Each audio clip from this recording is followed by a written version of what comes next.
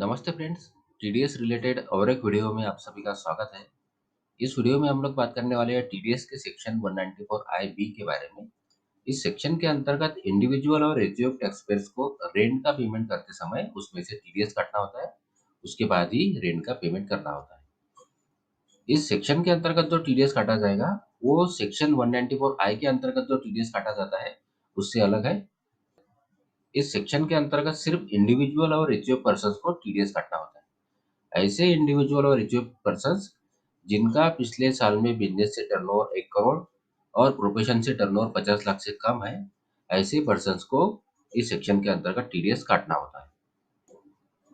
इस सेक्शन के अंतर्गत इंडिविजुअल व्यक्ति अगर कोई बिजनेस या प्रोफेशन नहीं करता है, उसे सिर्फ सैलरी से या अदर सोर्सेस से इनकम है, तो भी इस सेक्शन के अंतर्गत टीडीएस काटना होगा।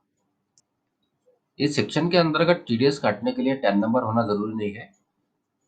इंडिविजुअल और एचयूएफ पर्सन्स अपने पैन नंबर से इस सेक्शन के अंतर्गत टीडीएस काटेंगे और अपने पैन नंबर से ही टीडीएस के चालान भरेंगे। कोई भी लैंड, बिल्डिंग या दोनों रेंट, लीज या सबलीज पे दिए जाते हैं या उसे यूज करने के लिए कोई एग्रीमेंट या अरेंजमेंट किया जाता है, तो ऐसे में रेंट का पेमेंट करते समय उसमें से टीडीएस काटना होगा। इस सेक्शन के अंतर्गत केवल ऐसे ही व्यक्तियों का टीडीएस काटना होगा जो कि इंडिया के नागरिक है। जो व्यक्ति इंडिया के नागरिक नहीं है, उनका टीडीएस सेक्शन 195 के अंतर्गत काटना होगा। अब बात करते हैं इस सेक्शन के अंतर्गत टीडीएस कब काटना होगा। अगर रेंट का एग्रीमेंट पूरे साल भर के लिए चलने वाला है, तो फाइनेंशियल ईयर के आखिरी महीने के लिए जब रेंट का पेमेंट किया जाएगा या रेंट क्रेडिट किया जाएगा, इनमें से जो भी तारीख पहले होगी उस तारीख को टीडीएस काटना होगा। और अगर प्रॉपर्टी साल के पहले ही खाली होने वाली है, तो जिस महीने में प्रॉपर्टी खाली होने वाली है या टेनेंसी खत्म होने वाली है, उस महीने के लिए जब रेंट का पेमेंट किया जाएगा या क्रेडिट किया जाएगा, दोनों में से जो तारीख पहले होगी उस तारीख को टीडीएस काटना होगा। इस सेक्शन के अंतर्गत फाइनेंशियल ईयर के दौरान प्रति महीना या महीने के हिस्से के लिए रेंट की अमाउंट 50,000 रुपए से ज्यादा होती है, तो ऐसे में 5% के हिसाब से टीडीएस काटना होगा।